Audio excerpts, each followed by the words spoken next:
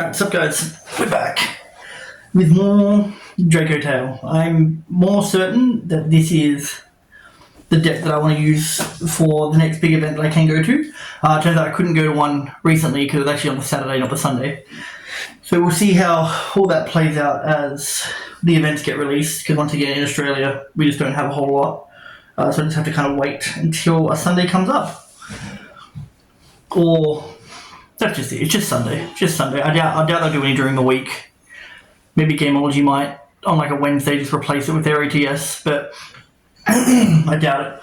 So a couple changes have been made. If you remember the last video, there was some stuff I was going on about with like Cartesia and stuff, and like the simple spoils of the White Forest, like that, the quick play spell, and then there's like the King of Swamp stuff. And so I've done 3 locals since the last video. I didn't do very well on the first locals, which was the list after last video, which had like 3 deployment and stuff like that.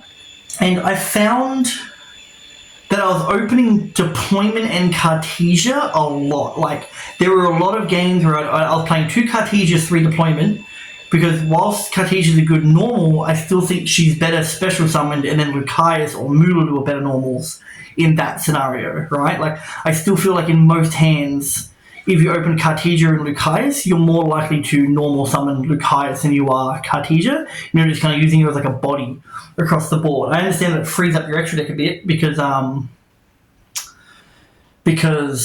you don't need to reveal a Grand Guganol to summon the Cartesia. I get that part, but I do think that that's the better way to go. But I was opening deployment a lot, to the point of like having like a Cartesia in hand, a deployment in hand, and then top decking another deployment. So that happened a lot, and I lost more than I'd like to think on that day. So I revamped the list a bit. I took out the King of the Swamp stuff. I changed around some of my ratios on cards, because once again we were testing for like how often you'd open Draco Tail names to actually get stuff off. So I've changed my ratios around a bit. I've dropped the King of the Swamp stuff, and I've gone bigger on the Shadol stuff. So we'll get into it. There's still a couple changes that I want to make after this. I got 4th in both of the last 2 locals that I went to, with my Wednesday locals coming 4th. I just got sacked by Tempai. I think I probably made one mistake in game 1, where I bounced my own Winder because he went to Widow Anchor it, and so it was like, okay, I probably shouldn't have done anything about that. I should just let him take it, because what else can he really do after that? But even then, he's still, because I horned my Winder back so he wouldn't take it, but realistically I should just let him keep it.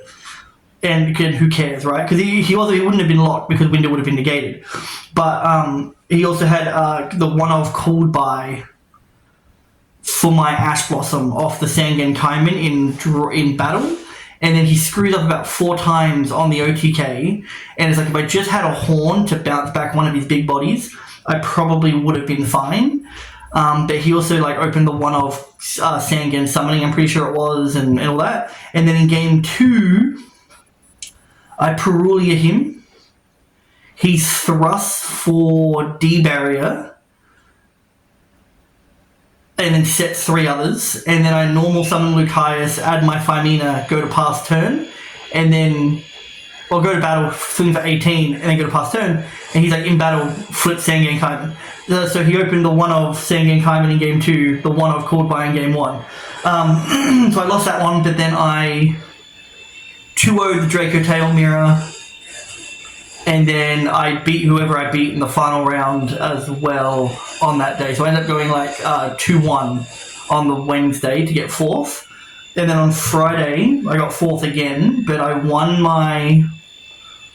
No, I lost... No, did I lose my first game? No, I tied my first game against Vanquish Soul, which I should have won if I had just because I summoned out a Secretarian while he had a Masquerade and a Caesar on board.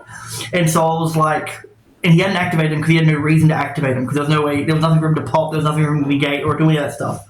So I Phiminaed for Secretarian, but out of habit I put it in the leftmost zone, and if I had just put it underneath a monster that he already had, which probably wasn't Caesar, but if I put it underneath like the Masquerade or something, I would have won, because then he goes Holly Sue into Ryzen and then pops the Secretariat. Then we go to game 3 and he doesn't end up burning me with Borga for some unknown reason, and we end up drawing. I should have 2-0'd him though. I should have won because that Secretariat would have locked off the Dragons and the Masquerade, and I could just wipe the board from there and then had like the 2 traps and stuff. So that was my bad on technical play there.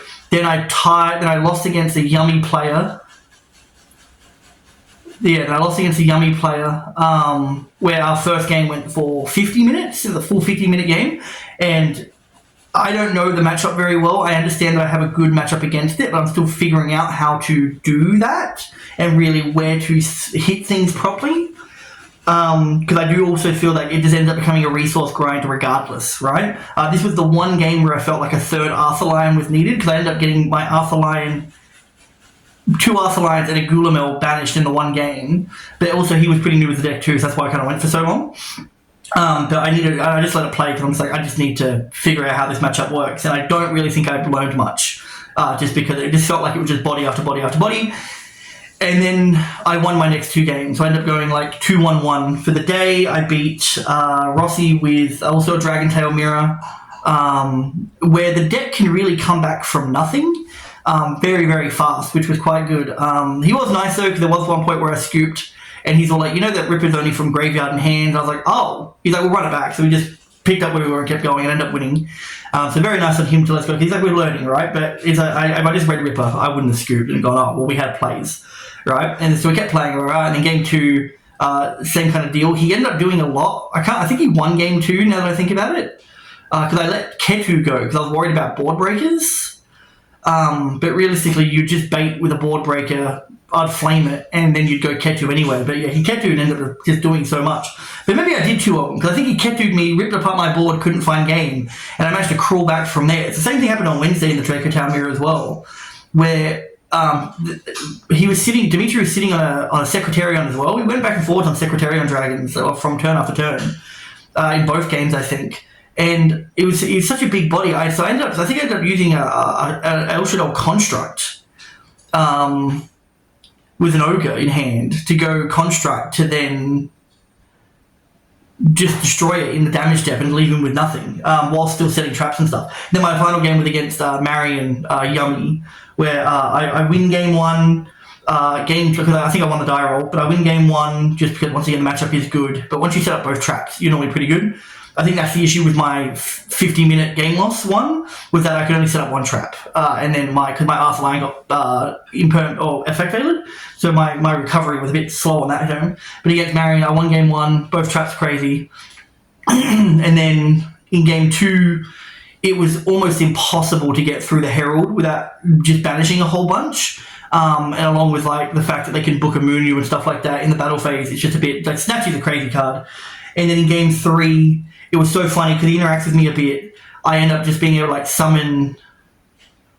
I summoned like another one and dumped a beast. He cuts the deck and I draw Tikbu off the beast, and then he runs the Kagari line, the Sky Striker line, to get into his Yummy whatever. And then I flip Tikbu, and he's like, yeah, let's just get him. And I was like, yes, yeah, so the one of Tikbu off a beast was hilarious. But anyway, we'll get into it.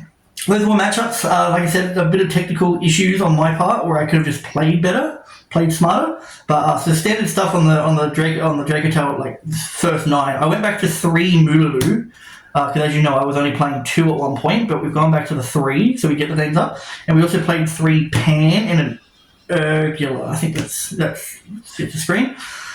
So I think the better ratio is always just going to be 2 and 2, and then you can side out an Urgula really nicely. Because I was always siding out a third Pan anyway. But I think the more often that you can open Pan, or like Urgula, sorry, to give yourself those abilities to add back Phimina, if your Arthur line gets negated. Because once again, if you have Cartesia on board and you can still go that route with it, like off a deployment, then your Arthur line is normally pretty safe. But if it's not and it gets negated, having more chance of getting this into graveyard is, I think, just a better plan. I don't think I've played at 3 though, because I still think the body removal is way better. Because man, it does make them think about what they have to summon. Because too many times people summon off of the Snatchy, they go Snatchy effect in response. Summon something, I immediately pop it and they're like, oh, that's right, because it doesn't target, it happens on res. And then 3 Ketu and 3 Rahu. I was starting out 1 Rahu going second. And it was working pretty well because this deck's a little hard to decide because you want to keep all your names in. But these ones here aren't necessary because the monster names are more important than the spell names. But the spell cards are stronger than the monster cards. So it's a real weird mix in itself where it feels like you want to open a whole hand of these and none of these. But then sometimes you do want to open like just say a Ketu instead of like both in case you get stopped halfway through your combo and you just want to start setting traps instead. Which is where like the 3rd trap's going to be really good when that comes up. That is going to be an issue having to sort this deck out because I'm already at 45, and I feel like that's just already too close. And then Horn and Flame, you play one of each. They recycle each other. It is pretty much game over if they both end up in grave. But it's also a little hard to end up with both in grave unless like they Chaos Dragon you, which is pretty rare in most decks because they don't. That's only in the Dark End. That's only in the Dark End Evaporation Dragon build because they have enough darks. Or like if you're really going like heavy on the Shadows, then maybe right. I think people are giving up on the Shadow stuff. That's the Draco Tail stuff. So we went up on a Pan, we went up on a Moolaloo, I think we technically went up in 2 Pan and a Moolaloo from the last list. Then the Shadow stuff was 2 Beast, Dragon, Hedgehog, Squamata, and 3 Shadow Fusions in the main. So the reason why this is really nice is because if they canine you can immediately just bait out the Ripper, right? Like you can immediately just kind of bait it out. Depending on how you build your deck, there's a change that I want to make in the extra, right, where this will be even better, right? But this card overperformed on both Wednesday and Friday. It did so much where it's like it's really good at breaking boards and getting you back into the game. Because it's like either you ash this or you ash Ketu or something, but if this resolves, I'm probably already doing too much, which you don't want, and Ketu is the same though, right? So this is pretty much just a Ketu in my mind for Shadow stuff. If only this thing had like a monster destruction, but this is where like one of the changes I want to make will go, but this also becomes a starter with how you set up your extra deck. But we'll talk about that in a second. But yeah, being able to play just these in the main, where you can side out the dragon going first post side, which is fine. Same with like I also side out the Squamata sometimes as well, depending, and then you side out all 3 Shadow Fusions, of course. But when you go first, a lot of the times, because you win the die roll and they ripper you can just Shadow Fusion from there and just dump everything from deck, get another draw, and just do a whole bunch of stuff. You can do like Beast and Hedgehog to go into a window, right? And then draw 1, add another Beast, and you get another draw for the follow-up. Or, depending on what you've got in your extra deck, you can dump like a Fimina, or you can dump, because that's Anatolius or whatever it is, or you can dump a Malulu and negate and set then, that forces out the Ripper, which also pairs well with another card that I've got in the as my non-engine. We do play the 2 Cartesia and the 2 Deployment. I found that these were the better ratios because then there was one duel against Rossi, which is probably the one that I lost, where I opened a dupe and both Cartesias. He full lost me on the Deployment, and then I just summoned it from hand, because this is from hand or deck. So I got lucky there. But yeah, and I was a bit bricked up on that, which wasn't great. But realistically, it's like seeing either one is fine, but you really want to see the Deployment so you can special it instead. Yeah, it's like a full loss bait early, but what are you going to do about it, you know? And then the non-engine was, I went to 3 Perulia, and the reason, in my mind, the reason is so then you can still do stuff. If, like you can still get like a Beast or a Squamata, because sometimes like a Beast could be like the top deck into a Lucaris or into a Ketu. Like it gives you that option where it's all like, oh cool, because like Hedgehog can add, or you can go, like Hedgehog can add, or Squamata can dump the Beast, and then if you've got Anoia Tillis, you can then dump the Perulia as well for the water attribute if you open like no Draco Tail names, which never really came up, but it's still like Perulia. I still think is also just the better Mold Charming in this format because of VS, and it's good against Yummy if they don't open Obedience School. But other than that, but yeah, and then a bunch of 2-ofs because I don't know, I like the 2-ofs in the deck. And then Cool Play. So Ogre works really good against like Ripper. It works really good on the if they start with the Sky Striker line to get to a yummy, whatever, what is it? No, it's not cookie. It's one of the yummy ways.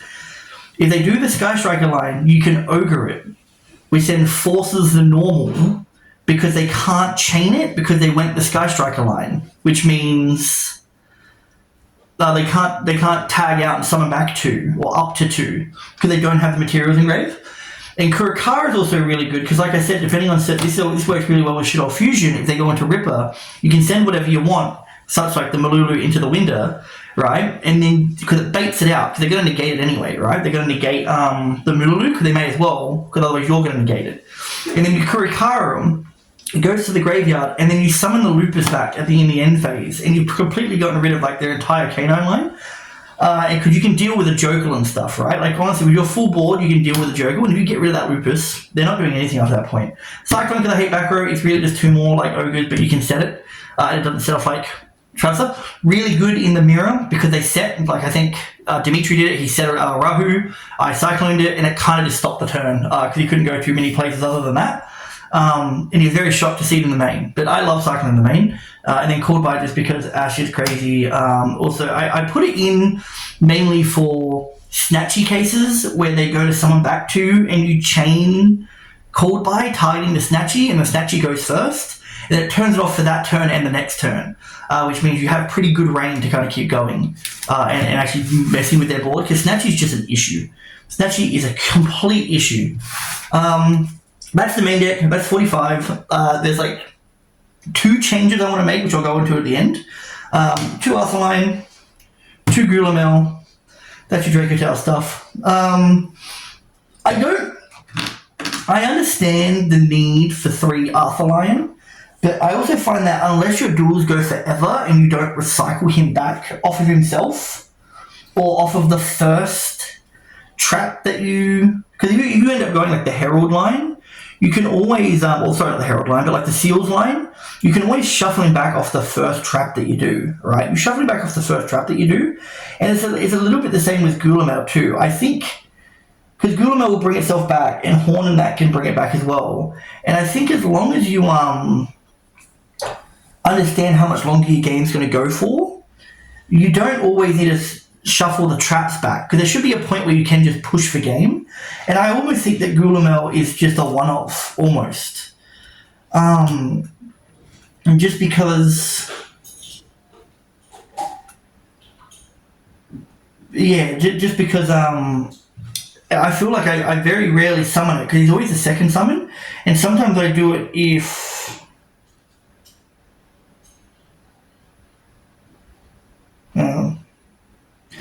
Oh, because you can also shuffle it back with Urgula too. Yeah, you shuffle back with Urgula as well because it's a spellcaster Dracotel. So I'm always thinking that Gulamel should be at 1, just because I find that you're always going Arthaline first, and if Arthaline gets stopped, the chances of you being able to go into both fusions is kind of hard. Not to mention, if you do end up losing it, you can shuffle it back with the traps, and as long as you know how much longer your duel is going to go for, which normally you should be able to have a good grasp on what your opponent has and how much you've stopped them, to know whether or not game's like right around the corner, or if you need both Horn or Flame in the follow-up.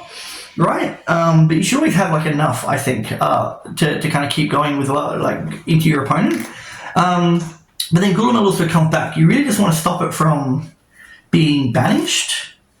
And even then, like the other trap can bring it back, and then you just lose both traps. Once again, when 3 traps are in rotation, I think it's going to be kind of nutty from that point, because you should never really have an issue with putting trap back and putting monsters back at the same time. But this doesn't get put back by Urgula, so I'm thinking that this might go down to 1 for a reason in a second. 1 construct, because it does come up. It has come up, and also they all recycle back the Shell Fusion as well. 1 App Cologne. This one here is kind of nuts. I don't summon it very often, but I want to, because there's another change in the main that I want to make, just so then I have more access to this. Because then also this here adds any Shadow card. You do have to discard 1, but adds any Shadow card when it goes to the graveyard. 1 window, summons a fair few times, but mainly because I want Malulu engrave. I very rarely these days do it to try and block my opponent, unless it's like up against like a Yummy player. Right, but realistically, I'm doing it mainly to get Malulu engrave. So either I can add it back or summon it off a Secretarion, or just for the negate. Just to negate off of Shadow Fusion, because then Shadow Fusion becomes like a crazy board breaker, and then you've got a window on board. And then an Arthaline can normally kind of clear up the rest of it off your next special summon. Anoyatilis is pretty much needed so then Thymina becomes a starter, or Shell Fusion becomes a starter by sending Thymina. Because then also you can get like a draw or a back row pop and Thymina set, which is really nice. Secretarion is a floodgate in the mirror. It also does stop Masquerade and Caesar in the VS matchup. Just the VS matchup really doesn't stop any of the K9 cards. But also I mainly summon this as well for recursion. It's a big body and it can summon back a dragon or a spellcaster, which also means there was a game against Dimitri on the Wednesday in the mirror. I did summon back a Cartesia, and all because that Cartesia came back, I had so much more room to move for the next couple of turns in a simplified game state, and get to recycle back my Ogula as well, or my Pan I think it was actually as well, which was just really nice. And then I've got the Cartesia little package here, Greg Huguenot, Malon, and Blue Lace. I was almost thinking about dropping one of these ones, but then because of what's in my extra my side deck, I kind of wanted to keep them because the Grand Huguenot is good for the deployment, but also it can dump the Malon for interaction on its summon, right, which is really nice. But you will find that you don't have a whole lot of lights or dark attributes, even with Mululu and the Shadol stuff. I find that I don't have them very often. It's a bit of a setup, but even then, like, it doesn't really matter because you can still like Cartesia Fusion at any other point for any other monster, depending on what's in your hand and stuff, so it's fine. But also, the Grand Huguenot can dump the Abcalone, which then means you can get like a beast or a dragon or something like that off that. So you can, because then it also discards too. So you've already got a Shadol in hand, you can like add one, dump one, and just kind of keep your plays going there. And also, because I'll tell you in a second why once we get to the side, but I'll leave this aside so that you know. But because then they work together in the same kind of process with the card. But and then it's the link stuff, the Spirit, the Seals, and the SP. People playing Artemis for SP, it makes no sense to me because realistically, if you're doing Lucius into Artemis to have a non extra deck body, what's your other non extra deck body on board? Because either you've got Lucius and Arthurline on board. Where's your other body where you'd need a link? You may as well just set a link off the fusion and then get SP's effect off that way. Like, Artemis just seems so pointless in this kind of a matchup, or in this kind of a deck, when most of your bodies on board are extra deck monsters. It makes no sense. Side deck, 2 Fool Us, because it brings my Moltravis up to 5. 2 Droll, because I side this in going first, because I feel like it's really hard to get through a board and Droll. 3 Fenrir. Took out the paint for the Fenrir to get ready for the next, for when the support comes out, and Yummy has the ability to get back their banished cards. The Magnemite and the Drill's one. This didn't perform at all. I hate these. This is not the format for these. Because unless I was banishing my own stuff, these things are never going off. They're never, ever going off. Maybe you just play the Magnemite, so then you do have like an ability to get to a dragon later on. But realistically, I think cut them. Two Phantasmes, Dark Dragon, and then they got the Link thing as well, along with the target. The target, not protection, but like the target negate. The Ariel, because it's a triple DD Crow. And then it's the ulti-fight. I'll put the Tick-Boo here, just because you understand. Tick-Boo's for Yummy. Tick-Boo's for Yummy. You can play under it quite well, because you're always keeping a dragon and a spellcaster, and you just pop over a number of turns. And then if you play the Shadol stuff too, the Shadol stuff also has, they've got like what, Construct's a Fairy. Construct is a Fairy. Anoyatilis is a Fiend. And you won't be able to summon Winter. But yeah, and then stuff gets removed, just get to like resummon and stuff. So Tick-Boo, we're fine to play under Tick-Boo. But the Ultimate Slayer is with these two. So the reason why this is So the reason why this is so good, because Ultimate Slayer is kind of nuts already, because you can already send like in the Yummy matchup, you can just go like Ultimate Slayer, send Malon, bounce the Herald, the Arclight, and then Malon can try and bounce something else. Which, if you have an Ogre in hand, you can immediately just like bait out the Snatchy, pop it, and just go from there. Or you can start messing with their synchros and stuff like that, and they might have to like pull it off and then bring back a couple of bodies. And it's just like one card just elicits so much response. And if you don't care about anything else on the board too much, you can send a Lulu Willilith instead, because then in the end phase you can summon Cartesia.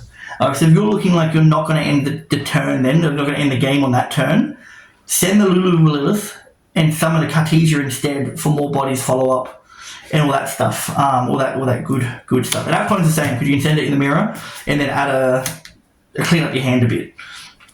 because once again it'll set off all the shit-all cards and it will add another one as well. So that's what I've played. I think it's pretty good. There's a couple changes that I'd like to make. One being that I would like the pan. I'd like this ratio to be 2 pan and 2 Urgula next time. I think I might try that out for a week and see how that goes. Or for a couple of weeks, right? And see how that goes. Hopefully there's not an event in that time, or there is, depending on how I'm feeling. Right, and then as for the shit-all stuff, I think all of this is fine. What I will do, though, I think, is I kind of want to get rid of Hedgehog for... I should have it in here. For... What are these? That does nothing. That does nothing. For Wendy. So... Wendy spreads some of the short ones from decks face down, which means if you do this later and they don't end up outing it, you can always set a beast, flip it, and draw another card, right? Or draw 2 cards and discard one, right? Which is really, really nice. You never ever get that off because he is a 5, so therefore he will never be the thing that you set. But also, it's like a win type, right? Which means App Cologne becomes plausible off of shit-all fusions.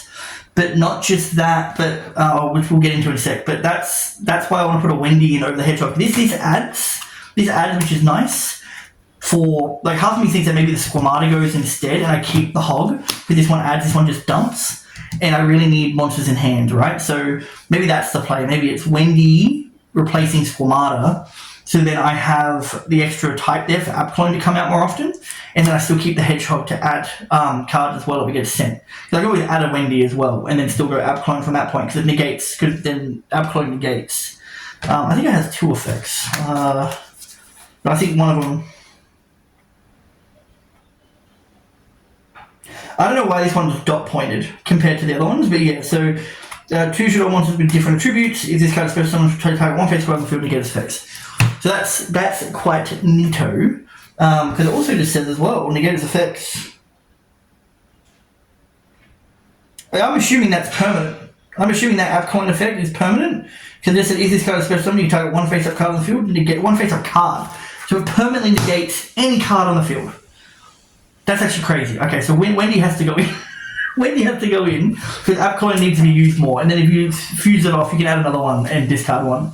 You gotta keep going from that point. So I want to add another Draco, get rid of a Pan, put an Urgula, get rid of a Squamata, put in a Wendy, which we'll do right now actually. I'll let you see. Because these won't really mess with the ratio too much of like shell cards. I'm not upping the count or anything. I'm just moving around what. And then I think there was like non-engine issues that I was having. Like, oh no, I think my main's fine. I'm happy with the main. Ogre's a bit iffy sometimes, but it's like whatever. So I think in the side, I would get rid of these 2, and maybe these 2. Droll just never seems to come up anymore, and I can probably put in Nib, and I want to put in Droplet. And I understand, you're just playing a lot of 2-ofs, but we've got all the more Charmies, which means I should be drawing in more than often than not. And also, I don't want to be bricking on hand traps all the time. I want to be seeing more names than anything. I'd rather names over hand traps. Personally, I'd rather names than doing stuff, rather than just all like, negate, you can't draw, whatever. So I'm thinking Nib for the Yummy matchup. And I think it's good going first when your opponent tries to break your board and you're actually interacting. They have to summon more than normal, and then you just go bop, bop, bop, do that, and then you're done. And I think Droplet. And the reason why I think Droplet, right, is because one, Herald's on us, right? Herald is an issue, which means you can normally bait out Herald in some way, shape, or form. Whether it be like you go Ketu, and then let's say they let it through for whatever reason, or you do like a shell fusion or your normal summon and they don't do it, then you can go like, then you can chain the Droplet, send, negate it, halve attack, and then you can pretty much play for free after that point. Once the Herald's gone, you're pretty good, and then you just out it however you feel like outing it. And so, but not just that, but I think it's good for going first more than it is for going second. In the event that someone retaliating sees you, right? So if you do like Ketu, which has the ability to summon, right? You can, and they summon the retaliating seed, right? And then you add the Ketu and you do your thing, you add off the Ketu, your normal summon, whatever, do whatever. And then when you can, like Rahu for instance, right? Or you like Phimina, say, right? Potentially you do it earlier where you just go like, just whatever, right? Whatever you want to do, Droplet can negate the Retaliating Sea. Do everything you want to do, set up your traps, set up your monsters. Then they have to play under their own Retaliating Sea, right? And they have to figure out a way to get rid of it before using being able to use all their main deck stuff properly. So if it's against Yummy, right, and they want to start linking off and stuff, because they can't use it as a synchro material because they don't have level 5s and stuff. They could use it just to go straight into an SP, then they block up their extra deck zone a bit, and as long as you don't do anything, like activate any effects, the SP is just going to sit there. Then they're probably forced to go to battle, crash, then they've already used their normal, maybe they special summon from there and whatever. So I think Droplet is really good for the Retaliating Sea. I think it's really good against any of the VS stuff, just because one, they can't respond, and two, because they do all the tagging in and tagging out, and Droplet's just another card that doesn't target. It once again played at 2 though, because you want more monsters than anything. So realistically, in this kind of case, you either want to top deck the Droplet, or you'd want like 4 monsters and a Droplet. But that's why I want to put Droplet in. And then for the extra, I think what I would like to do is, I think I really want to cut down the Gulamel, because I don't think I'm ever really summoning 2 unless I'm being dumb. But I should be learning my resources a bit better. But I think I kind of want to cut the Gulamel, and just so then my Shadow Fusion can do even more, I want to add in Wendigo. I want to add in Wendigo. So Wendigo doesn't really do too much, right? Like, it's protection, okay? It's protection. It must be first be fusion summon. Quick effect, you can target one monster you control. This turn it cannot destroy a battle with an opponent's special summon monster, which means you can sit on it for a bit. It's only got 200 attack, which is kind of nuts, so it's a defensive one, right? But the reason why this is good in this, or why I want to play this, is because then Shadow Fusion, if you've already got everything that you need, becomes a starter and a breaker, which means maybe I can get rid of Anoyatilis for it instead, right? Because then Phimina doesn't get sent. But once again, it all just depends on like what your hand is looking like, right? Because if you're doing that and you've still got a way to fuse or whatever, you know what I mean? Because Phimina and Grey is not bad. To be able to add it back off a little bit later. But yeah, Wendigo lets you send Pan off of Shadow Fusion, which then means that you can draw one or pop a back row and pop a monster and set your spell card. So maybe like I get rid of Anoyatilis for this instead, because maybe this is a better send going second, or even first, really. Like, it doesn't really matter, because you've already got the Phimina in rotation, but it just depends on how things go with what you've got. Like, if they've got like the Ripper on board or whatever. If they've got the Ripper on board, you go Wendigo, Pan can just pop the Ripper. And you can block it too. You can go like chain 1 Pan to pop, and chain 2 Beast to draw, and then you have to negate the draw, otherwise there's nothing there. And then you can like just kind of continue your plays from there. So they're the changes that I'd like to make for the next little couple of locals, and just see how that goes. But I think it's pretty good. I'm liking how it plays. I just need to get better with my technical play. I need to get better at reading my opponents. I need to get better at the Yummy matchup. And yeah, I think that's where the list stops at the moment. I'm liking it. Like I said, I know that there's room for improvement. I cut the King of the Swamp stuff because I found that I was just never summoning it. And if I did summon it, every deck has an out to Dragoon now. Like, someone actually beat over it once. I had to get it like 3 times, something like that. It ended up being like 6k, and he ended up just going the big the Red Nova, like the big Red Nova stupid thing from RDA, and just beat over it anyway because of all the tuners that were in his grave. And you just sit there going, yeah, sick, bro. So yeah, so that's the change that I've made. Let me know what you think. I don't think it's bad at all. Like I said, I think just as long as I get better with the deck, it just becomes better, right?